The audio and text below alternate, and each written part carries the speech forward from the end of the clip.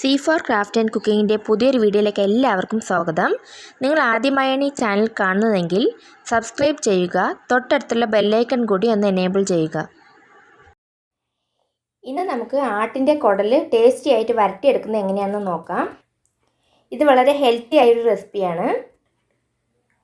അതിനായി ഞാനിവിടെ ഒരു 1.5 കിലോ കുടൽ ചൂടുവെള്ളത്തിൽ കഴുകി വൃത്തിയായി മുറിച്ചെടുത്തിട്ടുണ്ട്.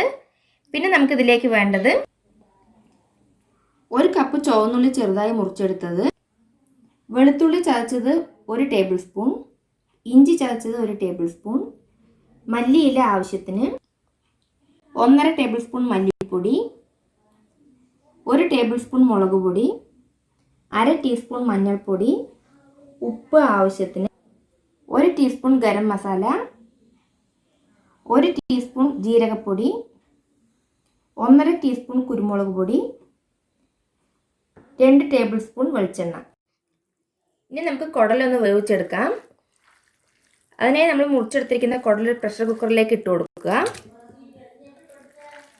ഇത് കുറച്ച് നല്ലപോലെ വേവിച്ചെടുക്കേണ്ടതാണ്. അതുകൊണ്ട് നമ്മൾ പ്രഷർ കുക്കറിൽ വേവിച്ചെടുക്കുന്നതായിരിക്കും നല്ലത്.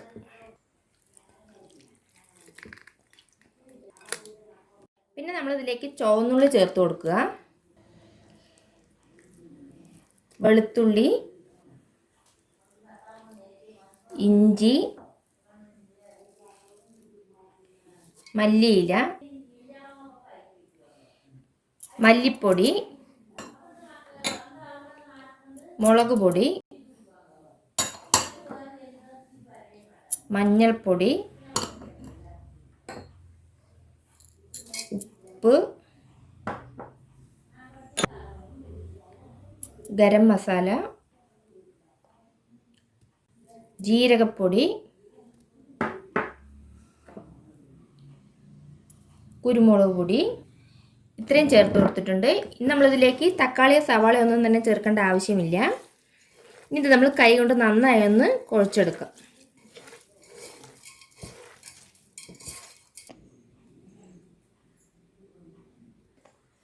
പിന്നെ നമുക്കിതിലേക്ക് 1 ഗ്ലാസ് വെള്ളം ചേർത്ത് കൊടുക്കാം. ഇനി നമുക്കിതൊന്ന് വേവിച്ചെടുക്കാം. ഇനി നമുക്ക് നമ്മുടെ കുടലൊന്ന് തുറന്ന് നോക്കാം. ഇപ്പം നമ്മുടെ കുടൽ നന്നായി വെന്ത് വന്നിട്ടുണ്ട്. ഇനി നമുക്കിത് വരട്ടിയെടുക്കാം.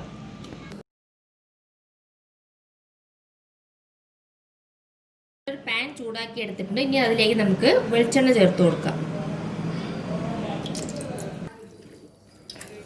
വെളിച്ചെണ്ണ തിളച്ച് വരുന്നുണ്ട്. ഇനി നമുക്കതിലേക്ക് വേവിച്ച് വെച്ചിരിക്കുന്ന കുടൽ ചേർത്ത് കൊടുക്കാം.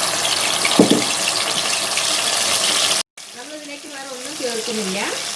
വെളിച്ചെണ്ണയിലിട്ട് നമ്മൾ കുടൽ നല്ലപോലെ വരട്ടിയെടുക്കുക.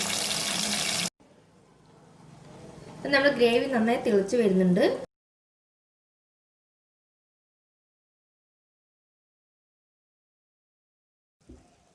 ഇങ്ങനെ എണ്ണയിൽ കിടന്ന് നല്ലപോലെ ഫ്രൈ ചെയ്തെടുക്കുമ്പോൾ ഇതിനൊരു പ്രത്യേക ടേസ്റ്റാണ്.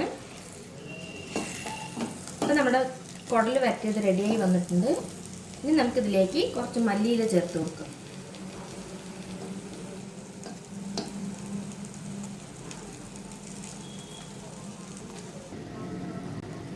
ഇതിലേക്ക് കുറച്ച് വെളിച്ചെണ്ണ ചേർത്ത് കൊടുക്കാം. ഇപ്പം നല്ലൊരു മണമൊക്കെ വരുന്നുണ്ട് ഇതിന്ന്. ഇനി നമുക്കിത് ചൂടോടെ സെർവ് ചെയ്യാം.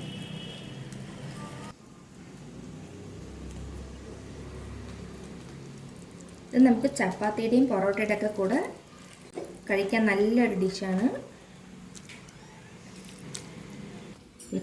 ഇതെല്ലാവരും ഒന്ന് ട്രൈ ചെയ്ത് നോക്കണം. ഇഷ്ടമായാൽ ലൈക്ക് ചെയ്യുക, ഷെയർ ചെയ്യുക, സബ്സ്ക്രൈബ് ചെയ്യുക. താങ്ക്